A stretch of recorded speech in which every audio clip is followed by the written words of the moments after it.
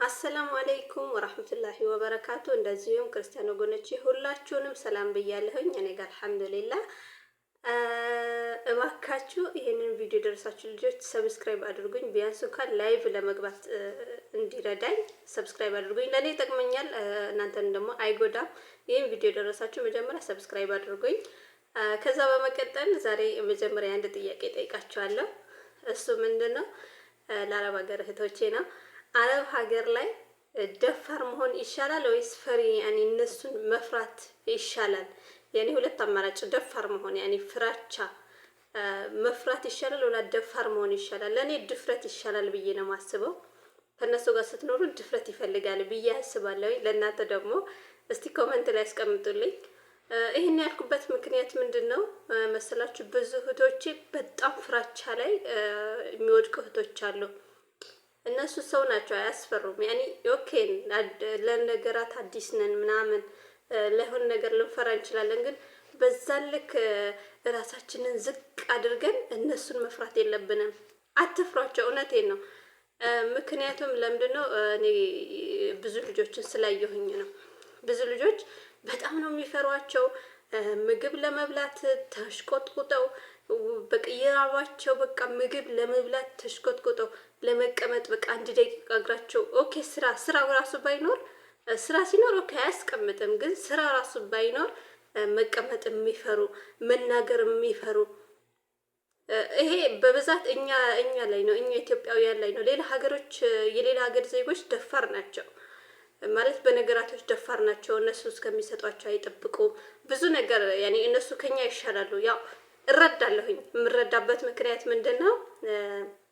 ስንመጣ ብዙ ጊዜ ሲመጣ ብዙ ጊዜ ካልታዘዛችሁ ይሸኟችኋል፣ ምናምን ያስፈራሯቸዋል። ብዙ ጊዜ ማለት ነው ከሀገር ሲወጡ ማለት ነው ያስፈራሯቸዋል። አዎ እዛ አገር ቤት ብዙ ችግሮችን ለማለፍ ነው ወደዚህ የምንመጣው። ብዙ ችግሮች በብዛት ሁላችንም በሚባል ደረጃ ብዙ ችግሮች አልፈን ነው ወደዚህ የምንመጣው። ያንን ችግር ለመቅረፍ ነው። አዎ ብትሸኘኝ ያን ችግሬን እንዴት የመጣሁበትን ዕዳ ሳልከፍል በሚል በጣም እየተጎዱ የሚሰሩ ልጆች አሉ። እኔ ግን ያ ጠቃሚ አይደለም እያልኩኝ ነው። እነሱን ማለት ማክበር ባለብን ነገር እናክብራቸው፣ ግን መብታችንን ማስጠበቁ ደግሞ መብታችንን ማስጠበቁ አይከፋም፣ ያኔ አይከፋም። ምክንያቱም እነሱ የሚፈራቸው ሰው እንደ ደነዝ በቃ እንደ ጅዝባ በቃ ምንም እንደማያውቅ ነገር አድርገው ነው የሚያስቡት። ትንሽ ደፈር ያለ ሰው ደግሞ ያኔ መብቱ ይከበርለታል። ያኔ መብቱን ያስከብራል። ደፈር ሲል ለነገራቶች በቃ ነቄ እነሱን መፍራት አያስፈልግም። በተለይ ደግሞ የሀገራችሁ ችግር በጭራሽ አትንገሯቸው። በጭራሽ ሀገራችሁ ላይ ችግር ቢኖር በጭራሽ አትንገራችሁ። ቤታችሁ ውስጥ ምንም ነገር ባይኖር አለ ለምሳሌ መኪና አላችሁ። እነሱ ምንም ነገር ያኔ ሀገራችን ምንም ነገር ያለን አይመስላቸውም። በቃ ሀገራችን በጣም ምናምን ማለት ምንም ነገር የሌለን ነው የሚመስላቸው። ምግብ ሁላ ማለት ነው ምን በላ አይመስላቸውም አንዳንዴ ማለት ነው። አንዳንዴ ምግብ ራሱ ሀገራችን ላይ ምግብ ያለ ራሱ አይመስላቸውም።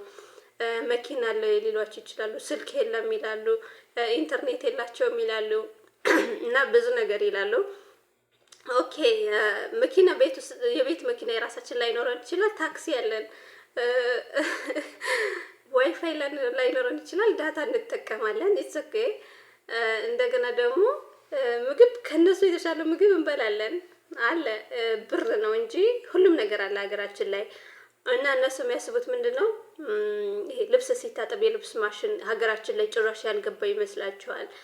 ይሄ ፎርን ምናምን ስንጠቀም እነሱ እኛ የምናውቀው ጭራሽ ነው የማናውቀው ይመስላችኋል።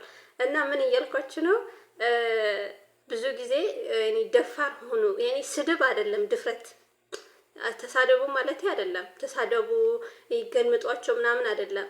አክብሯቸው። በዛው ልክ ደግሞ የራሳችሁን መብት አስከብሩ። እንደዛ ነው ያኔ ራሳችሁን ስታከብሩ፣ ራሳችሁን ስታስከብሩ እነሱም ደግሞ ያከብሯቸዋል።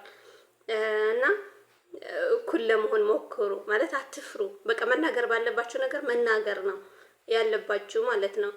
እና በቃ እንደዚህ ነው። ለዚህ ነው ማለት ድፍረት ያስፈልጋል። አረብ ሀገር ላይ ድፍረት ያስፈልጋል። በጣም ብዙ እህቶች እየተጎዱ ያሉት ድፍረት በማጣት ነው። ስልክ ይከለክሏቸዋል። የስልክ መብታችሁ ቢያንስ እንኳን በሆነ ሰዓት ማውራት እንዳለባችሁ ግዴታ በቃ ማለት የራሳችሁ እንትን መኖር አለበት። ገባችሁ? የራሳችሁን አቋም መኖር አለበት። እና በቃ ያን ችግራችንን ለመሸፈን ሀገር ያለው ችግር ለመሸፈን እዚህ ብዙ ነገሮችን በዝምታ እናሳልፈዋለን። ያ ነገር ግን እኛን ይጎዳናል። በዝምታ የሚያልፉ ነገሮች ይጎዳናል። እና ምን ልላችሁ ፈልጌ ነው፣ እኔ ቪዲዮ ሲበዛ ደስ አይለኝም።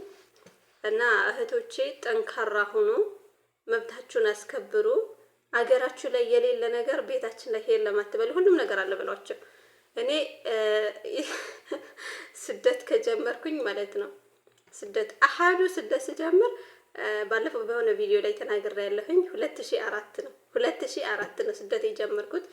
ትንሽ ልጅ ነኝ ያኔ 15 አካባቢ 16 አካባቢ አመት ልጅ ነኝ።